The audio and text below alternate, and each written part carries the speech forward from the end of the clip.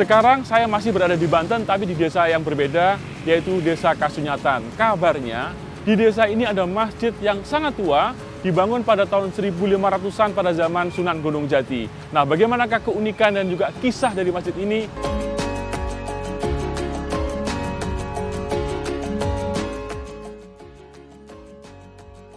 Dan karena masih di Desa Kasunyatan, saya sempatkan untuk berkunjung ke masjid tua bersejarah di desa ini, yaitu Masjid Kasunyatan. Namanya memang tidak setenar Masjid Agung Banten di Banten Lama, tapi untuk mereka yang tahu akan sejarah, masjid ini pasti menjadi tempat kunjungan pertama, karena justru masjid inilah yang pertama kali dibangun di daerah Banten. Jalan lokasi menuju masjid sama seperti jalan perkampungan umum, agak masuk dan bisa dibilang tidak ada tanda yang menunjukkan bahwa di desa ini berdiri sebuah masjid tua. Daerah di sini juga sudah padat oleh bangunan dan dari segala penjuru masjid sudah terkepung bangunan perumahan penduduk. Bisa jadi hal ini yang membuat masjid ini tampak agak sepi pengunjung. Masjid Kasunyatan adalah saksi bisu penyebaran Islam di tanah Banten dan berada di tanah seluas kurang lebih 2.544 meter persegi. Tidak terdapat data mengenai tahun pembangunan masjid, tapi berdasarkan cerita masyarakat, masjid ini didirikan oleh guru spiritual Maulana Muhammad sekitar pertengahan abad ke-14. Diperkirakan berdiri di tahun 1552 sampai 1570. Masjid Agung Kasunyatan ini berdiri sekitar abad sekitar 1500-an atau abad berapa tuh berarti? Dengan arsitek 4 orang, yaitu Sultan Maulana Hasanuddin, Syekh Fakih Nadmuddin, Syekh Amjani, dan Syekh Abdus Salam. Beliau-beliaulah yang marsiteki Masjid Agung Kasunyatan ini.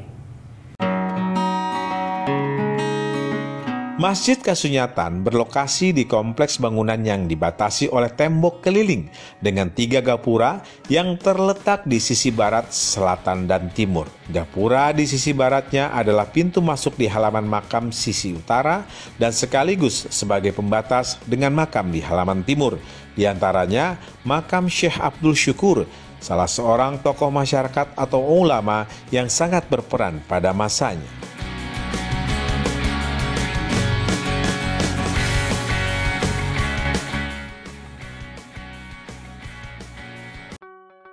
Pemberian nama Kasunyatan berkaitan dengan latar belakang sejarah kampung Kasunyatan ini. Kampung ini dulunya adalah tempat tinggal para alim ulama.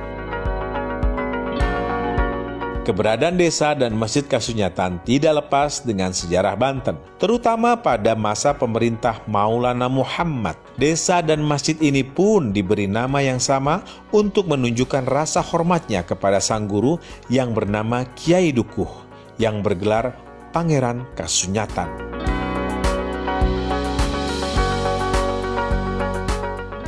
Bangunan utama Masjid Kasunyatan ini terletak di tengah-tengah kompleks, berbentuk persegi 4 dengan ukuran 11,30 x 11,50 meter menghadap selatan dengan atap berbentuk tumpang 3 terbuat dari genteng dengan hiasan pada puncaknya.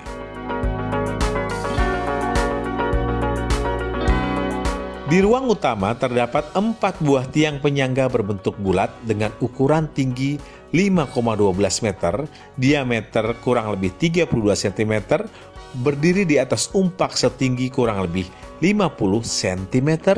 Di bawah umpak ada lapik berbentuk segi 8.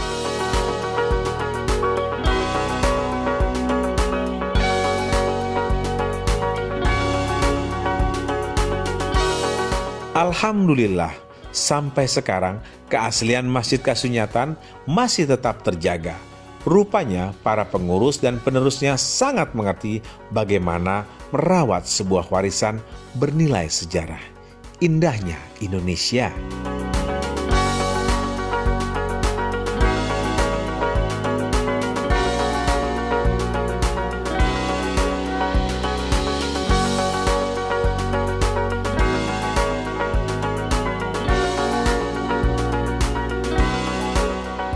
Jadi Masjid Agung Kasunyatan ini bangunan utamanya masih murni dari zaman dahulu.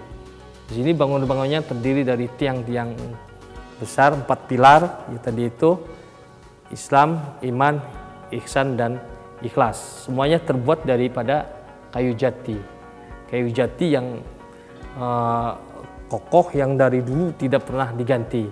Alhamdulillah tidak kena rayap, tidak kena apapun gitu kan, tidak keropos dan tidak apa. Itulah. Terus pintunya juga 4, pintu utamanya 4, dan di belakang ini ada pengimaman.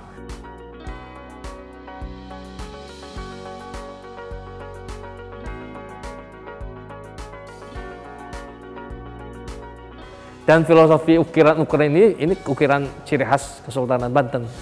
Semuanya begini ciri khas Kesultanan Banten, dan mimbar ini mimbar ciri khas Kesultanan Banten juga gitu.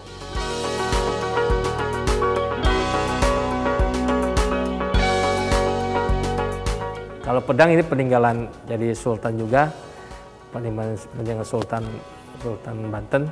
Peninggalan yang gunanya ketika berkhotbah, seorang khotib sunnahnya memegang tongkat gitu. Kalau dulu zaman perang, mungkin zaman perang itu ya pedang gitu, sambil dulu siap siaga, mungkin ya sambil khotbah ya sambil siap siaga gitu.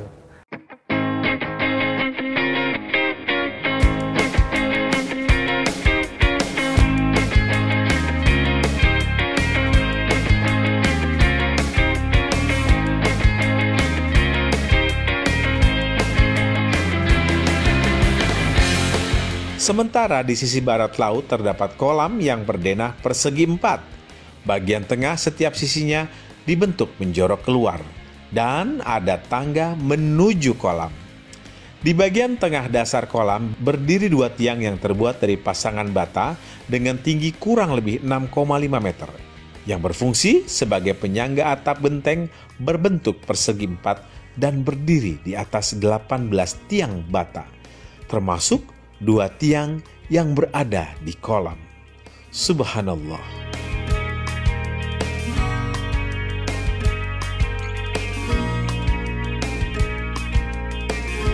Menarik memang jika kita menguak sejarah berdirinya masjid-masjid di Nusantara ini. Tidak hanya banyak cerita, tapi juga memperkaya wawasan akan sejarah.